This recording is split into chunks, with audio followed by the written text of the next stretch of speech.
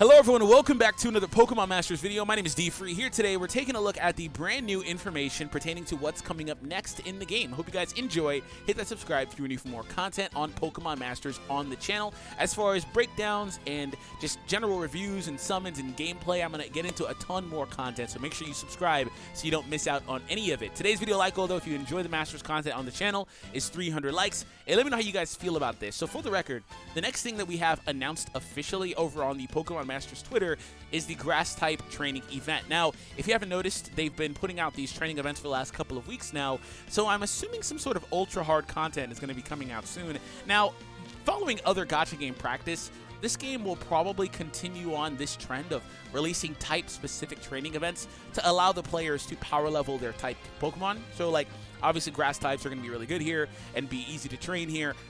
Whether it's PvE, it's generally going to be the PvE side of things, basing it off the Blaine event. But regardless, though, yeah, they're just going to do that. So I assume they're going to do it with more.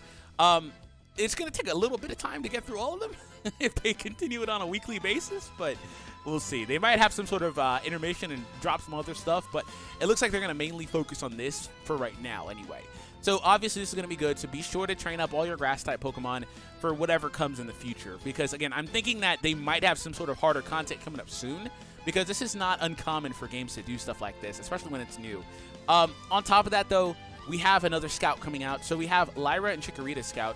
Chikorita does have the full evolution unlocked. You can go all the way to Meganium. That's pertinent information because we know Brendan and Trico cannot go Sceptile. And for that, on the subject of that very briefly, it's also not uncommon for games to unlock stuff like that later on, right? That's possible that they'll do that. But if I'm being honest, I think they'll probably just save that for the Sceptile for another Scout, which is stupid, but I think they'll do that. But we do have full unlock, evolution chain unlocked for Chikorita. The only downside is it's hard to evolve Pokemon. Man. It's like you can get those shards to do it, but they're super expensive. So there's that. Obviously, on a monthly basis, they do change, but who knows? Maybe they add more in or whatever the case is. So, if you haven't noticed yet, this game actually does update their content on a weekly basis, it seems. Now, obviously, that's subject to change, but most gacha games update on a weekly or bi-weekly basis, and some actually push it a little bit further out than that, like whether they go like 3 weeks or maybe sometimes a month, depending on how successful the gacha is, right? With very little releases of content. But regardless, so generally 99% are weekly or bi-weekly. This one seems to be on a weekly basis. So that's important to know because if you happen to pull for Lyra, just know there's probably going to be a Scout that comes out next week. Whether it's a new character similar to Lyra and Blue or an older character that was on the launch banner, who knows? But regardless, they could do something like that. So for the record, this character was actually data mined a good bit ago. Her and a couple of other sync pairs as well were data mined a while ago, but they're just going to put her out now. So this is coming up in the next couple of days. So we do have Lyra and Meganium. So I wanted to go ahead and review Meganium specifically. I'm not going to really focus on Chikorita or Bayleaf because those characters, those Pokemon, they're obviously going to have the same, pretty much the same kit, just kind of turned down a little bit. So other than that, though, wait, hold on. Bayleaf has the second highest HP in the game, while Meganium has the actual highest. Okay. Yeah, so other than that, though, I'm going to mainly stick to Meganium here. You know, actually, I'll review Bayleaf because I think most people will be able to at least get Bayleaf, so we'll do that briefly. So at level 100, Bayleaf has the second highest defense, and then so on and so forth. Courtesy of Game Press here, we do have the graph where you can see the 67th ranked attack. Attack stat is pretty low here. The defense is pretty good. It's decent, I'd say. Special defense is a little bit higher than that. Special attack, meh. Speed, meh. Bulk overall is pretty good, too. One of the bulkiest Pokemon in the game. So, let's take a look at the moves for the Pokemon here. So, Energy Ball has a very small chance of lowering the target's special defense. So, debuffing is pretty good. It's pretty decently powerful, too. Single target. Dire Hit All. So, this is, by the way, a support Pokemon. So, we're looking for stuff like this and ways that this Pokemon can get bonuses in their own stats and ally stats. So, raises the critical hit rate of all sync pairs. Obviously, Dire Hit is a very good ability in the game. It's very nice to get critical hits, and being able to do it for every pair is awesome, right? Sunny Side Up raises the attack, special attack, and speed of all allied sync pairs. Sharply raises them if the weather is sunny. So, if you have access to a Pokemon that can make the weather sunny, which, if I'm not mistaken, currently, I believe Blaine and Ponyta is the only sync pair that does that. Correct me if I'm mistaken. But if you have access to that, you get you get the sharp rays instead of the regular rays, which I believe is the difference between +1 or +2.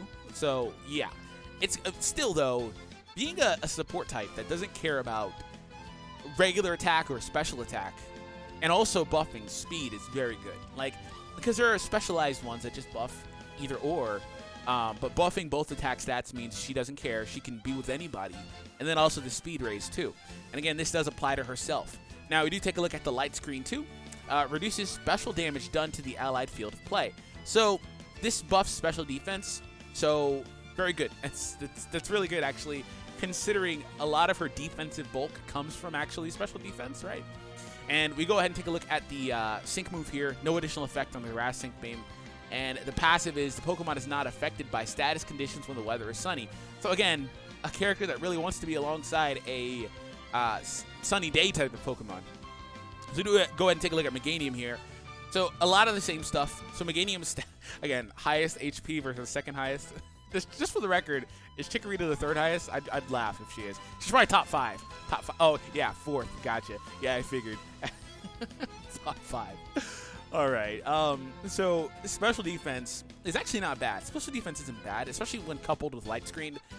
I'd say that this Pokemon is pretty tanky in regards to that, and they have her listed as one of the highest, top 6 bulkiest Pokemon in the game, which is good.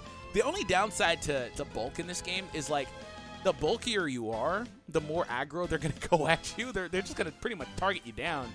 And having that high of a HP stat is good. It's very good. But lacking the natural defense means that she's going to be so, like, it's almost counterintuitive to have a lot of HP but not have the requisite defense to match. Like, her regular defensive stat of 112, that's not a bad number. It's just not good enough to really make her a tank.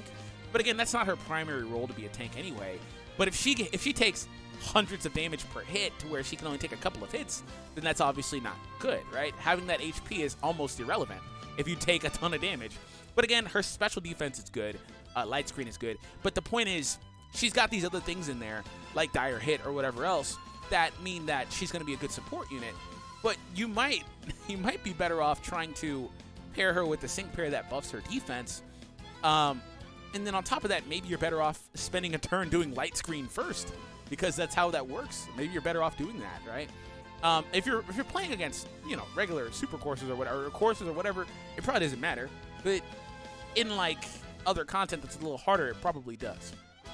So, especially because that's the main focus, because her attack stats aren't particularly great. Her special attack is good, though. She's going to do some solid damage overall. So it's kind of a Pokemon. It's kind of in the middle, right? We'll go ahead and take a look down here. So we'll look at the moves. Thank you. So same type of deal. Energy Ball, Dire Hit All, Sunny Side Up. We have Light Screen as well. And then the sync move here actually does have an effect. The more the user's stats are raised, the greater the power of this move. The good news is this type of sync move actually works very well in tandem with a move like Sunny Side Up, buffing 3 stats, and then also we have Dire Hit All. Like, she's going to be able to do a ton of damage with that move here. The actual maximum of this is 240. I'm assuming that those are from level ups overall with the sync move level up. That's good. She's going to do a good bit of damage. So Solar Shield, same type of deal, though. That's the only thing that really changes in here. The rest of this is all the same stuff from Bayleaf. So overall, though, when you consider other support types, let's look at some support types in the game. When you consider other support types, we have some good ones. Like, we have Rosa. We also have, and whichever version you're using, Superior or Servine, it doesn't really matter. We have other good ones like her. We have some other good ones in here like Nose Pass and Drake and Salamence. I like them too. I like Marley and Arcanine. Stoutland is good. There's a lot of good support types in the game. But I think that the most apt comparison is a character that just has a ton of HP, which is Blissey. So we're going to have to see how this works overall. Where's Blissey at? 5th overall in HP at 100. So overall, there's 100. So overall, yeah, pretty similar stat spread, actually. Special defense focus, high bulk, HP, very low attacks. But overall, though, I think it's important to, despite the actual stats itself, I think it's important to take into consideration the sync pairs you're using with this Pokemon, and then on top of that, the actual stat gain from the other abilities too. So if you'd like to read up on kind of what GamePress says about her, you guys can. I'll just kind of read this last little bit from the team synergy part. Meganium has a lot of tools, and all she really needs are hands on deck to help her use those tools. She really appreciates a support sync pair that can boost her defensive capabilities or use Sunny Day. Those are things that I was mentioning here. During sunny weather, Meganium will double the buffs from sunny side up, and her passive Solar Shield prevents her from being affected by any kind of status conditions as long as the sun is out. So that's the only thing I don't really like about those types of abilities. The passive requires the weather to be sunny, otherwise it doesn't do anything, right? And again, it would be one thing if she could do that herself, but she doesn't. So other than that, though, consider pairing her with Roxanne and Nose Pass so that they can buff her speed and defense at the same time. Together with Light Screen, Meganium should be extremely happy with her defensive weaknesses covered. Yeah, so a Nose Pass has a really good support ability. A couple of good abilities, actually. So Nose Pass is a very good unit to level up if you're not already doing that. Very, very good sync pair to level up. So they're saying use her with Nose Pass to kind of... So Light Screen with Nose Pass abilities, you're covering both defenses. You're good, right? You're good. And not only that, it's across the board pretty much. So Meganium should be happy. This way you can use Lyra and Meganium to safely buff up allies to the heart's content without worrying about being taken out prematurely. Yeah, so their whole concern about her is that regardless of how high her HP is and how high some of her defensive capabilities are, the concern is that she just gets shredded to pieces before she can really buff the allies. And that's the only downside to the Sunny Day thing too, because she's raising those stats, but it's only +1, but it's doubled if it's sunny weather, right? So and again, there's not many sync pairs in the game that do Sunny Day right now, so she's a character that's going to be better later on. And again, I think Blaine is the only one, correct me if I'm mistaken, that's fair. So we'll see. Anyways, though, I'm going to be summoning because I actually really like Meganium, one of my favorite Pokemon from that generation. So thank you all for tuning in. I hope you guys enjoyed today's video. Hit that subscribe if you're new, and I'll catch all of you in the next Pokemon Masters video.